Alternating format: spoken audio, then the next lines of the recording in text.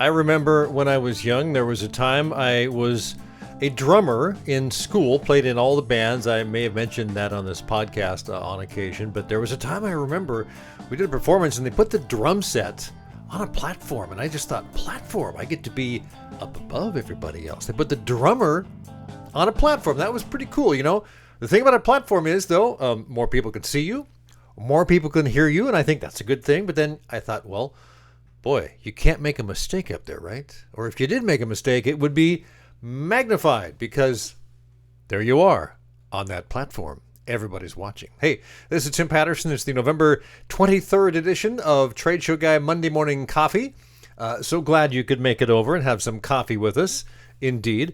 Check out all my books, freebie giveaways, newsletter, and of course great exhibits at TradeshowGuy.net. It's our new hub for all things in the trade show world. You know, several years ago, I heard the term platform, and it was used in a different sense, I think, than you normally associate with it these days.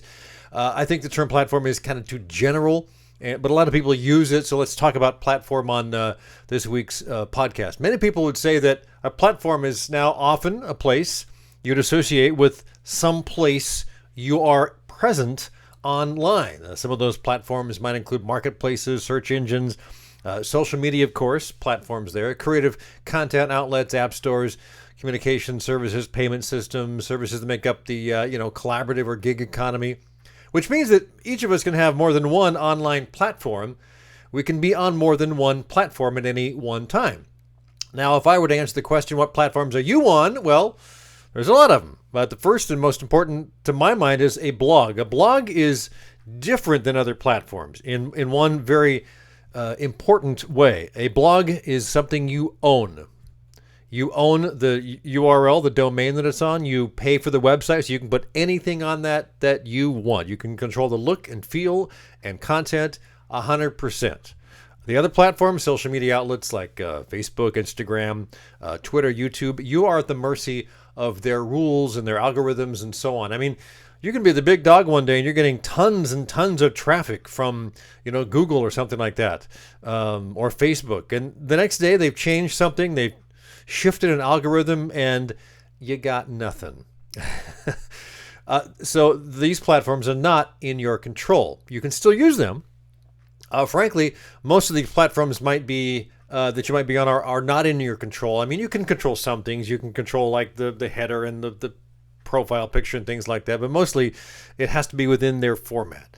So why would you want to use a platform which isn't yours, which is really not completely within your control? Very easy. It's because of the network effect, which means that you can reach people you would have otherwise never been able to reach. Kind of like trade shows, right? You can tell your story to more people on a large platform, even if it isn't yours, than you possibly could on your own blog in most cases. I agree that I suppose some blogs can become very, very popular, but even those popular blogs are probably asking readers to share their post on social media. So what about other platforms I mentioned? Well, you can do other things on platforms. You can take classes. You can learn classes. So it's a learning platform. I think I mentioned that I've been taking video lessons online to learn a piece of audio production software called Logic Pro. There's actually two platforms that I've used. One is Udemy.com, and the other was Mac Pro Video, I think. You can sell, of course.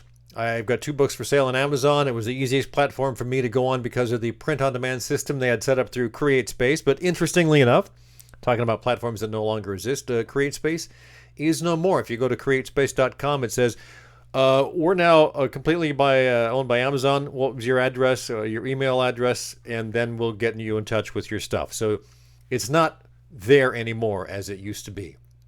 It's kind of been, subsumed by Amazon, which means, again, it's a platform that I use that I had no control over. The books that I wrote and published through CreateSpace and put on Amazon are still there, and I suspect they'll be there for quite some time. They make me a few bucks, but who's to say that won't change if they aren't selling enough or they decide things are different? Doesn't matter what they decide. They could go away, and I have to figure out what to do at that point.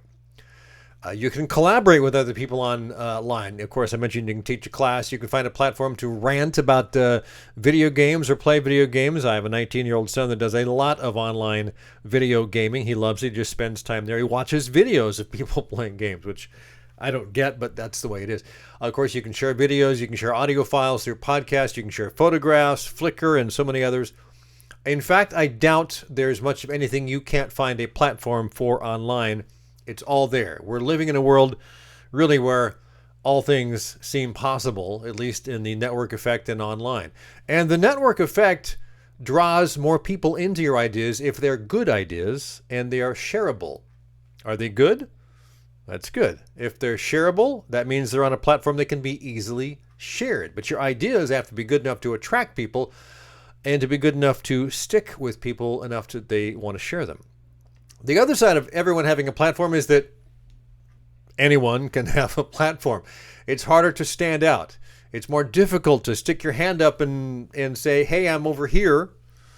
But that's the thing. There's a lot more noise. Like television. Remember, I remember because I'm old. There used to be 3 major networks: ABC, CBS, NBC, and a couple other choices in most markets, like a local channel, maybe independent, and the public TV channel. Now, a TV seriously is virtually unlimited. Even on cable, there's hundreds of channels. We still have the same amount of time in a day, which means there are thousands, or actually millions. When you bring in YouTube and all the channels on YouTube, millions of video outlets are vying for our attention, not to mention everything else, all the podcasts, all the radio that's out there. YouTube is an incredible platform for getting your video out, but there's more. If you go search for video platforms, you find things like Vimeo, Metacafe, Dailymotion, Crackle, Twitch. This goes on and on. There's lots of places to put your videos online, which means you could spend the rest of your life watching videos and never do anything else and not get to more than a millionth of a percent of the stuff that's online. So you could spend the rest of your life, in fact, looking at historical videos that were all produced and aired or on TV or something or made before like 1970. They're all there's hundreds of them, thousands of them, maybe millions archived online. You can go to the Library of Congress. You can go to archive.org. There's just so much out there, and there's a platform for all of it. Everybody, everything has a platform. You can have a platform, anything you want. You just have to get people to come, and that's the challenge. I kind of go back to what Seth Godin has said over and over again. Find the smallest viable audience, the audience that wants what you have, supports you enough to make it worth your while, and it's not about money. Very, very little about money. It could be about, writing a novel series that has just enough readers to buy the book so that you get to write the next one in the series so they can look ahead to the next book. It could be about the musician who finds an audience big enough to show up at live shows and buy enough swag and CDs to pay the cost of expenses to give the musician a living doing what they love. Let's circle back to platforms. I don't think it matters what platform you have, because there are so many of them. I mean, do you put your music on YouTube? Do you put it on SoundCloud? Do you create a blog to share ideas? Do you create a Facebook page? Do you go on to medium.com? There's just so many. You just put it on LinkedIn. Some may be better than others, and you may have to move from one to the other. I think the goal, really, as I see it, is to use all the platforms that are out there, the ones that make sense to you, the ones that feel right, that get the response you're looking for, or at least give you enough encouragement to keep moving forward, whether you're a company or a single entrepreneur or self-employed, whatever you are. All right.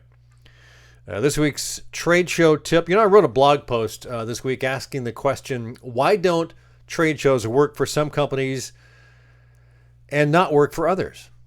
Because, frankly, a lot of exhibitors do not get the results they would like. I had a conversation with a new client this week about that very topic. One of the ideas we talked about was that because they have a small staff and they're going to a handful of shows, try different things at different shows. Experiment. It's kind of a laboratory in a sense. Trade shows are not everything you do will work, but a trade show I think is a good place to experiment. Marketing of all, is a place to experiment, but a trade show is very specific. You've got people coming to see the show. They're very focused on what it is the show is selling, and if you're part of that show and you're at the right show, then they'll be interested in you. So, work on just a couple of things. That's what I suggested. Such as, let's ask good questions to get people involved and have a good conversation. Or collect specific information when you generate a lead so that the sales staff or whoever is going to do the follow-up knows exactly who to call, when to call, and why they're calling. Often you get, leads generated or just scanned badges, and it gets back to the sales crew and they go, what do I do with this? I got a name and a number. What do they want? When do they want it? So figure that out. And then, next time around, focus on something else, like having a really good in-booth activity for visitors or doing some very specific pre-show marketing. So don't try to do all of it all at once, but focus on 2 or 3 for each show, figure out what works there, and then move on to a different area. Keep working on those earlier ones for the next show, but move on to a different area.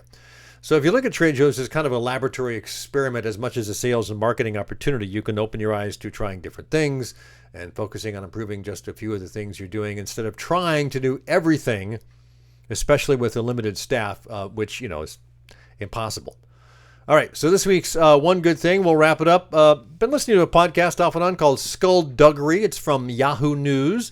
Their veteran investigative journalists Michael Isikoff and Daniel Klaidman break news and offer really great analysis and draw very intriguing historical parallels from decades of covering DC scandals. So they're in the mix of it. And they have, this is a time to be covering DC scandals, right? So lots of things going on. And the podcast Skullduggery, I'm not sure how often it comes out, but they're there pretty regularly. Every time I seem to go on my podcast app every few days to listen, they got a new one. So check it out. I'll have a link in the show notes. That's it. Have yourself a great week. I don't know that I'm going to be here. I'm kind of working on my schedule for into December. I know Thanksgiving is this week. And so, you may see me a time or two in December. You may see me every week. You may not see me until January. I'm just kind of taking a little look at that, maybe take a breather, but we're not going away.